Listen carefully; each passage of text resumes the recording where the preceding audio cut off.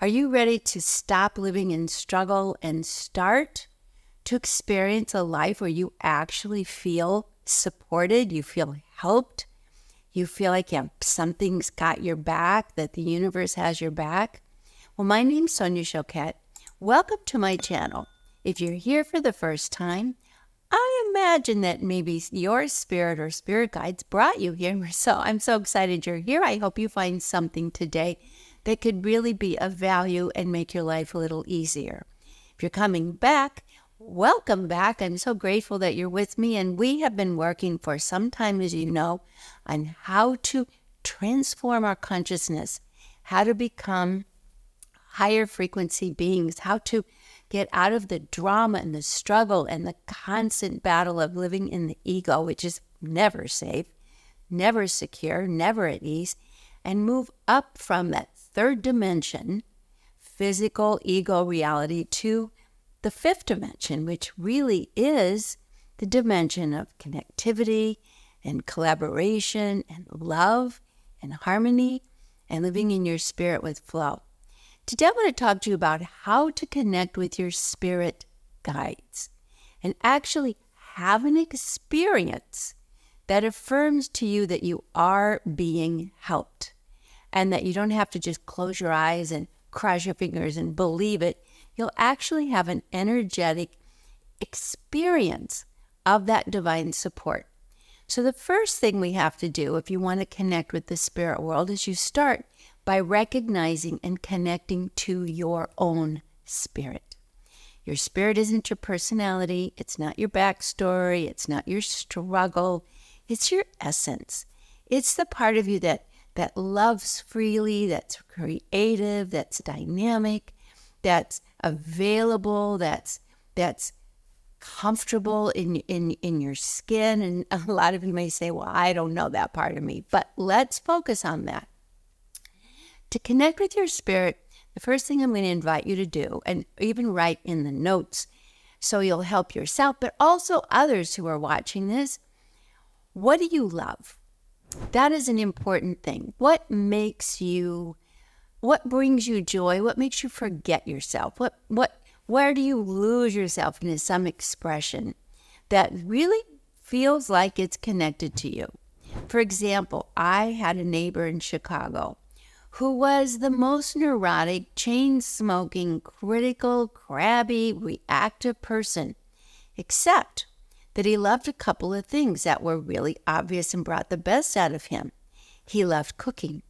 He would cook for the neighbors and bring them beautiful cakes and cookies and cupcakes, and that was something that really was his spirit. And it was a little incongruent with the personality that many of the neighbors knew him to be, because he would snap at the kids and don't let your kids play in my lawn and, don't make so much noise. But then he'd show up with these beautiful, beautiful baked goods. The other thing that my neighbor loved was gardening. He had a mess of a house, but he had a pristine yard. Those two things really told me that his was an earth spirit. That is a spirit who loves the earth, who loves being grounded, who loves creating from the earth, which cooking is, because you're working with all the ingredients that come from the earth. He loved his garden. He loved watering it. He loved being in nature. So his spirit, this beloved earth spirit, was what we all remembered after the neighborhood shifted and changed and he went on and passed away. In his eulogy, everybody talked about not the crabby, cranky person that he was, but the loving, grounded earth spirit that made such beautiful, beautiful baked goods and showed up at parties unannounced, and he would leave his goods and leave and was too shy to really stay and mix it up, because mix it up is not what earth spirits like to do. Rocks don't roll. I have another friend who I absolutely adore, who cries at everything. She cries when she watches the parade. I was talking to her the other day because the French Olympics opening ceremony was being streamlined, and I was in London and she was in California, and she was sobbing, just sobbing. She goes, I don't know why I'm sobbing, but just all those people, and they're sitting in the rain, and they are all so creative, and they're all trying so hard, and even some of what they're doing, I don't get it all, but I can feel their intention to perform and uplift and connect and celebrate humanity. And she said, I'm a mess. That's a water spirit. Water spirits are spirits. First of all, you can tell the water spirits because water runs from your eyes. And I'm a pretty watery spirit. I was sobbing at the opening ceremonies myself. So the water spirits are the spirit in you that feels, the spirit in you that connects with the common ground of humanity, that is sensitive to other people's experience and emotions and cares. So maybe you are a water spirit and you resonate very deeply and experience very deeply the human experience. So that might be your spirit. Or maybe you're a spirit who loves to uplift, to communicate, to teach, to explain, to make clear, to give directions, to be of support, to be of assistance. That is an air spirit. And if your nature leans in that direction, because we're not all of one or the other, but that air spirit in you is a communicator, likes to talk. And also, the air spirits like to listen. They're the ones that are watching what's happening in the world, and they are the ones that care about communicating. They're the ones that write books. A lot of air spirit in me, for example. And then we have the doers, the people whose spirit likes action, adventure, exercise, biking, running, skating, swimming, adventuring, sky jumping, and trapeze artists, and just like to do, like to create, renovate, and try new things. It's a fire spirit. They're initiators. And then there are those of us in the spirit world that are just basically a bit antagonistic. Don't know what in us, just needs to argue back, challenge, question, confront, say, oh no, I'm not going with that. And that too is a spirit type. It is what we call an etheric spirit. Etheric spirits are the ones that make other people crazy. But the value is it also makes other people break out of their ruts, be present, practice patience, practice being grounded, practice being clear. So that provocative, disruptive type of spirit helps us grow. So when you're working with spirit guides, it's really valuable to think of yourself as this beautiful divine spirit with many layers, a little water, a little air, a little earth, a lot of fire, but not an ego that's separated from others, but rather a divine force that's flowing through your body, through the universe, through the atmosphere, and connecting to this fabulous experience called life.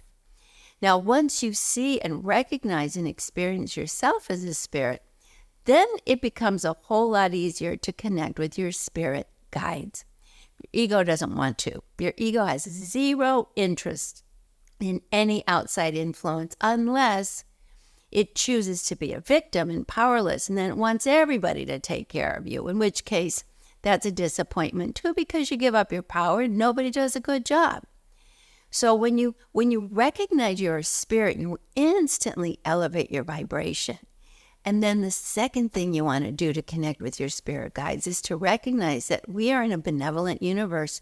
And when you get out of the drama of the third dimension, spirit world's just waiting for you, waiting to help you, co-create with you, uplift you, inspire you, work through you as a collaborator. So your spirit guides assist. Think of your spirit guides like divine coaches. If you ever played sports, you have the coach who gives you guidance and inspiration and motivation and encouragement. But the coach doesn't play the game. That's for you to do. Now let's look at some of the spirit guides that we have. Your first spirit guides are going to be your guardian angel, because your guardian angel comes to be a companion through your entire life to help you stay in body, out of danger, on path, and try to guide you to the elements that truly support your soul's goals, your divine intentions. Angels are the only guides that can actually physically embody and show up as people. Have you ever had that happen? Where all of a sudden you're in trouble and someone shows up out of nowhere and just helps for a minute or two, and then the next thing you know, they're gone. I remember years ago, I wrote about this in my first book, The Psychic Pathway, when my daughters were very young, 1 and 2, and we were renovating a house. I was a young mom, completely exhausted. I had a daughter that never slept. I was sleep deprived, arguing with my husband all the time, couldn't sleep, had insomnia, and I really prayed for a divine support and intervention because I wasn't making it. I wasn't doing well. I was coming apart at the seams. And I got this incredible inspiration to take a trip by myself, which was very unlike me. I was a pack animal. I went with my husband and my kids, and we all went together and came home together. So to take a trip alone was quite an unusual invitation, but I was encouraged to do it because I was so sleep deprived. It was like, do nothing else, just go sleep for 5 days. So agreeing to that, I took a trip to Hawaii, which was fabulous because it was January and I left. At the time, I lived in Chicago and I loved leaving that behind for a week. The first 2 days that I was there, all I did was sleep. Not surprised. At first, the trip exhausted me, but then I got into this quiet room, beautiful atmosphere, calm, warm, and I just zonked out. I really believe that deep sleep was part of my healer guides working with me. When I woke up, and just had this sudden notion to walk along the beach, even though it was raining outside, didn't care, it was warm. So I walked along the beach for a while, and then all of a sudden got this intuition to go into a bookstore. When I went into the bookstore, there was a woman there. It was a metaphysical, very new agey bookstore, but not terribly big. And she was checking in or unpacking a package of aromatherapies that she had just received and was really involved in that. So she just glanced at me and said, let me know if you need any help. So as I was looking around the store, just kind of in a stupor, not really knowing if I was coming or going, this gentleman walked out in the back room and he came up to me and he said, hello, nice to see you, as if we were old friends. And I remember he was absolutely almost blue-black, but glowing in a white satin cap, gown, cape, and most beautiful smile and lyrical voice. And he said, I've been waiting for you. And I laughed and said, okay, I get it. It's a new age bookstore. Why not? I'll go with this. It's my life. I believe in these things. And he said, let me show you something. And he walked over to a bin of posters and pulled out this poster of an angel, but she was trashed on the beach. And he said, this is you. And I laughed and I said, definitely the trash part. I don't know about the angel part, but I definitely feel this way. And then he pulled out another poster and he said, this is what you need to do. And at the time, it was a picture of a male angel picking up the female angel, and they were flying together. And he said, go make peace with your partner and don't forget to dance. And I'm standing there with those two posters thinking how we had been so exhausted from 2 little babies and renovating a house and in debt and overworked, and we just were not getting along at the time. And we certainly hadn't danced in a while, but I said, that's good information. That's a good suggestion. And he said, I'll be right back. And he went back to the back room, and I'm standing there holding those 2 posters. And the woman at the counter looked up at me and she said, would you like some help? Do you want to get those posters?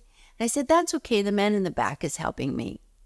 And she looked at me like I was nuts. And she said, pardon me? I said, the guy that was just here, he went in the back room. He's helping me. She said, there's nobody here. And I said, I was just talking to him. And she looked at me like, you are nuts. So she gets out from the counter, goes to the back room, goes, hello, hello. Nobody's there, comes back out. Here I am standing with these 2 posters of angels. So there's no one here. And I looked at those posters and I thought, that was my guardian angel. He showed up. And he got my attention, and he showed me these posters to get me back to my spirit, back to my heart. It was quite an incredible transformational experience. I just started crying, but I knew I'd be okay. And that's exactly what I did. I just took another couple days to sleep, went home and said, we got to make peace. We got to dance. We got to bring some joy back in. And we did that. At the time, it was exactly what I needed. So your guardian angels could show up in that kind of way. They step in and out, but they feel like completely ordinary people. Although mine definitely had a wonderful shiny white outfit on. But they're understated. They're not dramatic. They're just matter of fact, but offer a little advice and then retreat.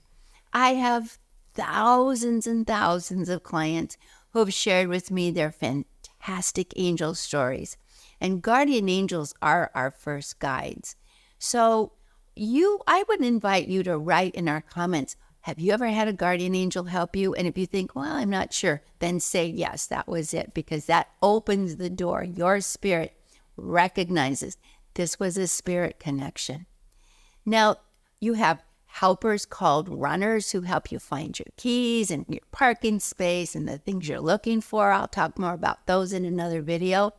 We have teacher guides, which mine come. I work with the emissaries of the third ray, second octave of love. They are so beautiful, and they're the ones that speak through me all the time and just give me all the information that I've been sharing for all these years. And they are beautiful teacher guides that just want to help the planet. We have healer guides, and my healer guide sent me to Hawaii.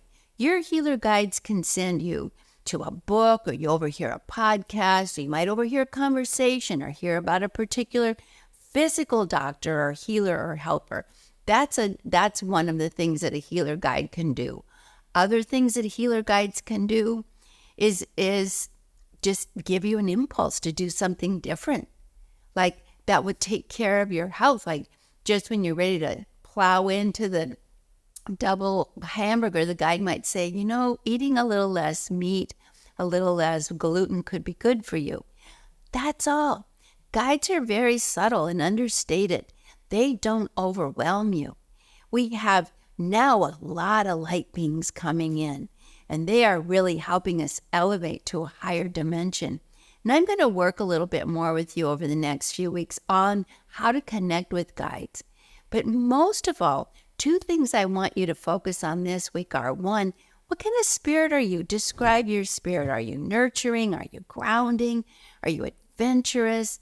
Are you caring? Are you a bit of all of it? Are you an introverted spirit that likes to be contemplative and quiet? Are you an extroverted spirit that likes to stir things up? All of us are spirits, and all of us are beautiful spirits, and it's important to recognize that we are, and to recognize the spirit in others instead of getting distracted by their personalities, which I just call your barking dog.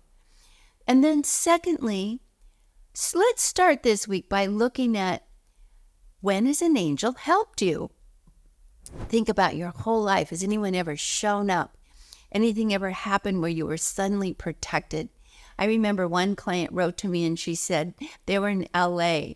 This was in the 90s when there was a big earthquake, and they had just had a little baby, and they were staying in a hotel, and their baby was less than 6 months old, and they had put her in a crib. They had a suite and put her in the crib in the living room underneath a chandelier. And in the morning, they woke up with this tremendous jolt with the earthquake and flipped out, ran to the crib, and all they found was a chandelier on the floor and a feather in the baby's crib, soundly sleeping. Now that's an angel. So many of these stories, but you know what's more important? Your stories. So 2 things I invite you to do this week. 1, post on our page, share in the notes what type of spirit you are. And yes, you can be a combination of earth and water. I'm grounded but sensitive. Fire and air. I'm action and energy. Etheric. I make everybody crazy. They keep telling me that. And that our our need as spirits is to understand we need a little bit of all of that. And then share your angels' experiences, because when we start talking about them, we start acknowledging them, we start having more of them. So that's my message for this week, but we're going to continue this conversation and we'll talk about more next week. If you're new to my channel and you enjoyed this reflection, think about how interesting your own spirit is and the beautiful support you have. Please consider giving me a thumbs up, or better yet, please subscribe, because that keeps our channel going and keeps these conversations going and supported. Bring your friends, tell them. Please share your comments. They are so valuable to me and one another. This is a forum where we can all help each other rise to a higher frequency and begin to experience what really allows us to evolve. So that's what we're talking about today. Next week, we're going to be talking about opening the secret door to living in a higher vibration. So I'll see you then. Thanks for tuning in, and I'll see you. All my love.